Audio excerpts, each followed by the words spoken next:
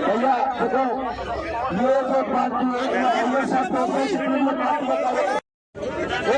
आप पीछे से बात होगा, आप लोग खड़े रहेंगे पीछे से, हमारा आदमी कोई नहीं रखेगा, आप हमारा आदमी कोई नहीं रखेगा।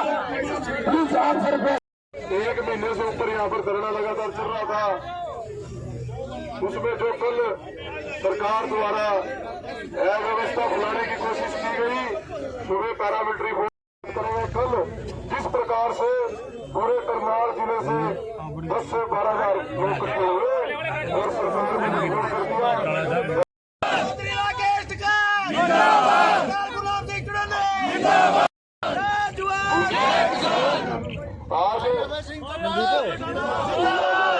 आज यहाँ ने आज अपना त्याग पत्र जो दिया है, कल दिया है, उसके बाद हमारे बीच में आए हैं। हम उनका पूरी करनाल की टीम की ओर से धन्यवाद करते हैं। जितने विधायक हैं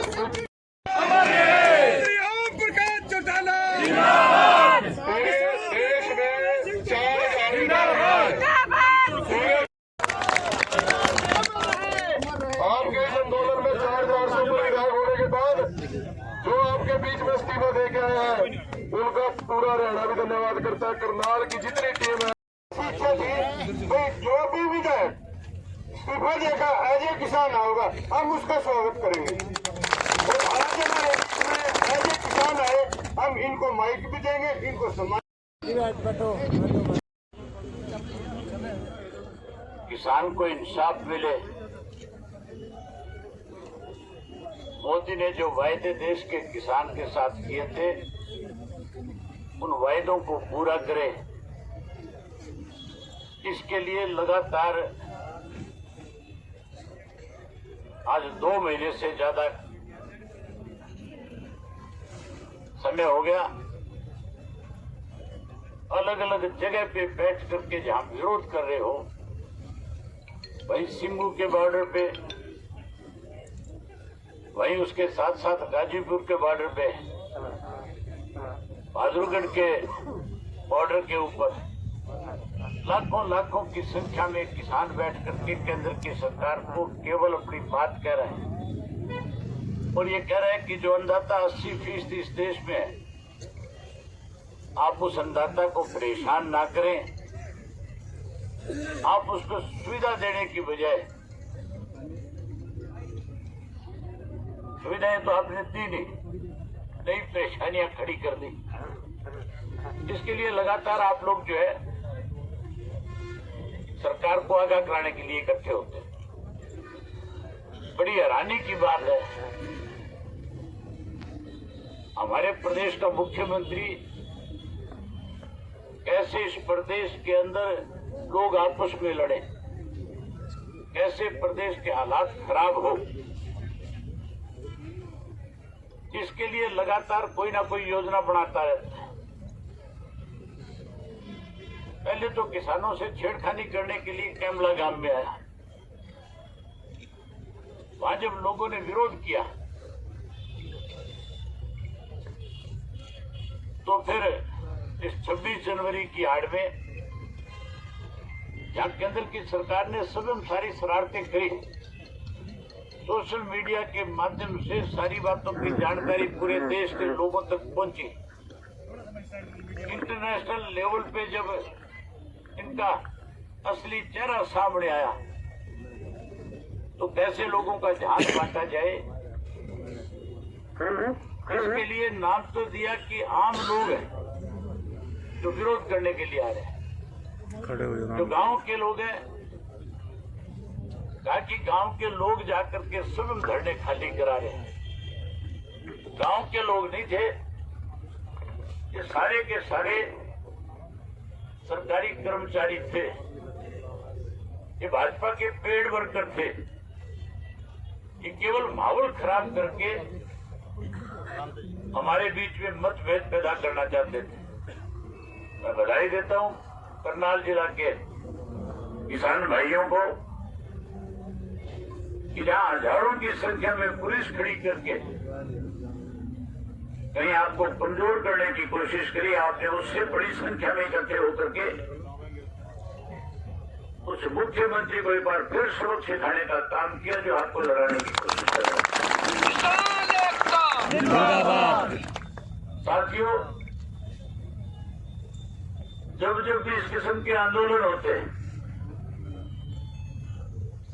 तो सरकार को आंदोलन करने वाले लोगों की बात को स्वीकार करना पड़ता है। हम कोई नाजायज मांग नहीं कर रहे, हम तो देश के प्रधानमंत्री से एक ही बात कह रहे हैं कि किसी भी संगठन ने आपको आकर के नहीं कहा था कि आप कोई कृषि के कानून बनाने का काम करो। आपने गलती करी, आप अपनी भूल को सुधारने का काम करो।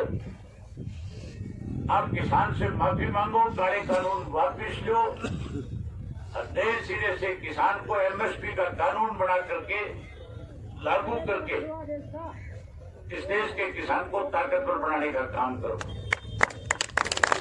आज जहां किसान को परेशान किया जा रहा है, वही साथियों देश की सीमाओं पे रक्षा करने वाले उस नौजवान को भी परेशानी है, क्योंकि वो नौजवान कहीं और से नहीं आया। उस नौजवान ने भी किसान के घर में जन्म लिया है, वो उसी घर में पैदा होकर के इस देश की सीमाओं की सेवा करने में लगा हुआ है। जब वो देश की सीमाओं की पहरेदारी कर रहे हैं, वहीं यहाँ जो ये पैरामिलिट्री फोर्सेज है, हरियाणा पुलिस के जवान हैं या कोई और किसी छोटी मोटी फोर्स के मेंबर यहाँ आए हुए हैं, वो भी कोई और नहीं है, वो भी किसान के घर में पैदा हुए हुए हैं, वो भी आपके साथ है।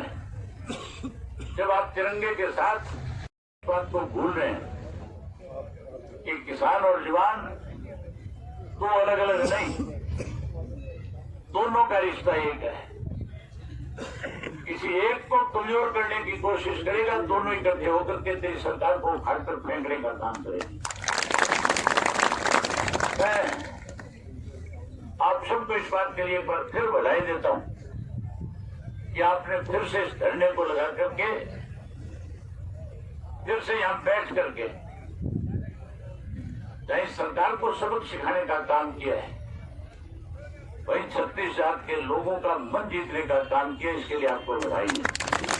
भारतीय किसान यूनियन जिंदाबाद, भारतीय किसान यूनियन जिंदाबाद, भारतीय दोबारा किसान फिर यूनियन से इस तरह की कोई हरकत सरकार करने का प्रयास करे तो मैं अपने पार्टी के साथियों की विशेष रूप से जिम्मेवारी लगाना चाहूंगा।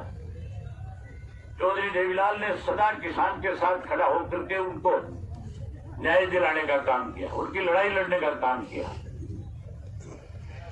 अगर फिर कोई उस किसान को परेशान करे तो आपको आधी रात को भी उनके बीच में आकर के खड़े होकर के इस लड़ाई को लड़ना पड़े तो उसमें जाने की जरूरत नहीं। जहां मेरी आप जरूरत समझो, मुझे आधी रात फोन कर दियो, मैं आपके बीच में आपके साथ खड़ा मिलूंगा।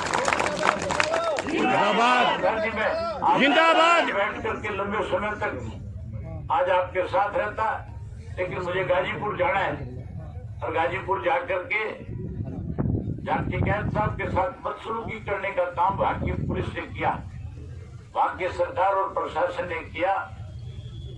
आज हम वहां ये विश्वास दिला करके आएंगे, ये लड़ाई अकेले टिकैत साहब की नहीं है, ये लड़ाई इस देश के किसान की है और इस सरकार ने देश के किसान की पगड़ी पे हाथ डाला है।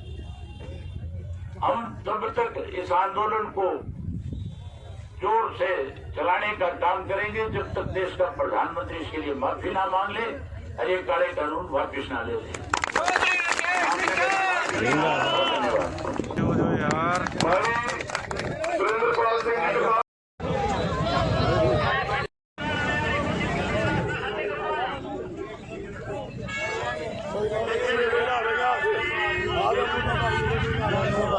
है